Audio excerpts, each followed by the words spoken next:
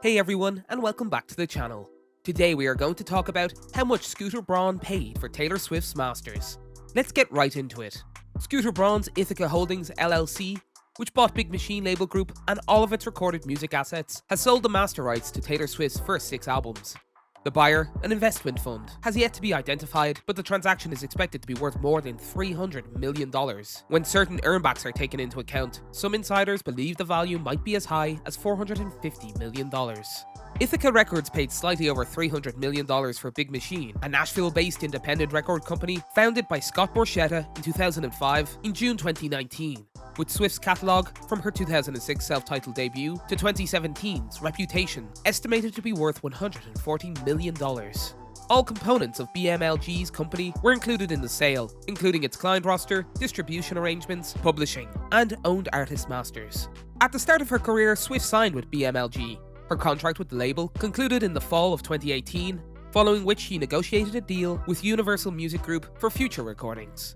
As of November 2020, Swift is allowed to re-record songs from her first 5 BMLG albums. While most contemporary recording contracts prohibit artists from recutting material for a period of years, Swift's contract most likely included favourable terms that would allow her songs to be re-recorded at a specific point after the end of each album cycle, rather than at the end of her overall contract. She stated publicly in August 2019 that she intended to do so. What does this mean for the Braun assets that were sold? Streaming and consumption, sampling, public transmission, and use in television, cinema, and advertising are all ways for master recordings to make money. They've also become a hot commodity on Wall Street, with funds such as Mercuriadis's Hypnosis songs, snapping up libraries from Timbaland and Dave Stewart of the Eurythmics to Jack Antonoff and Jeff Bhasker. The corporation spent almost $700 million on 42 catalogs between March 2019 and March 2020.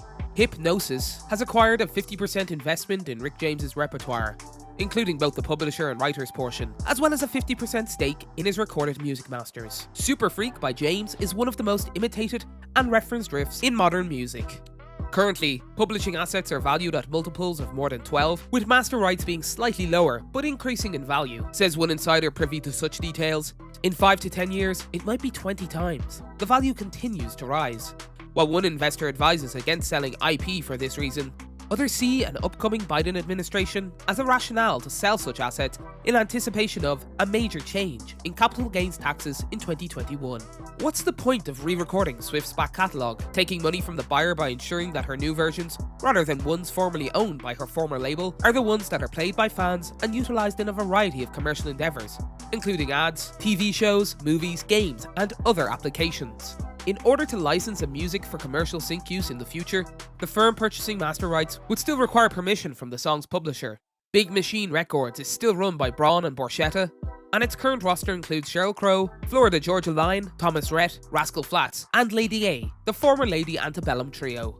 Ithaca has recently formed Mythos Studios in cooperation with Marvel founding chairman David Maisel, bought Atlas Publishing, and teamed with Jason-owned Sandbox Entertainment. Carlyle Group is a minority shareholder in Ithaca.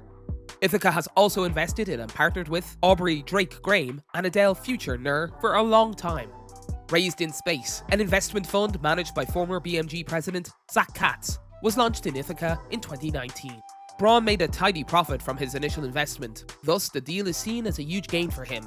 Swift also publicly chastised Braun, calling him a bully, and claiming that Braun was the definition of toxic male privilege in our industry, just over a year ago that time.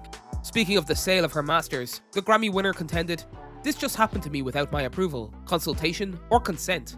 After I was denied the chance to purchase my music outright, my entire catalogue was sold to Scooter Braun's Ithaca Holdings in a deal that I'm told was funded by the Soros family, 23 Capital, and that Carlyle Group. Yet, to this day, none of these investors have bothered to contact me or my team directly to perform their due diligence on their investment in me. To ask how I might feel about the new owner of my art, the music I wrote, the videos I created, photos of me, my handwriting, my album designs." She added, "The fact is that private equity enabled this man to think, according to his own social media post, that he could buy me, but I'm obviously not going willingly." Braun, for one, has avoided publicly addressing the feud, but he did tell Variety last year, "I don't know where we got messed up along the way, that we decided being politically correct is more important than having conflict resolution. People are allowed to grow as human beings. They're allowed to have conversations. They're allowed to change their mind. They're allowed to go from not liking each other to liking each other, and vice versa. But you don't find that out just yelling at each other. You find that out by showing each other respect and having a conversation. That's it for today. If you guys enjoyed the video, make sure to hit that like button. Don't forget to subscribe and turn on that notification bell so you never miss out on any future content we'll produce for you guys.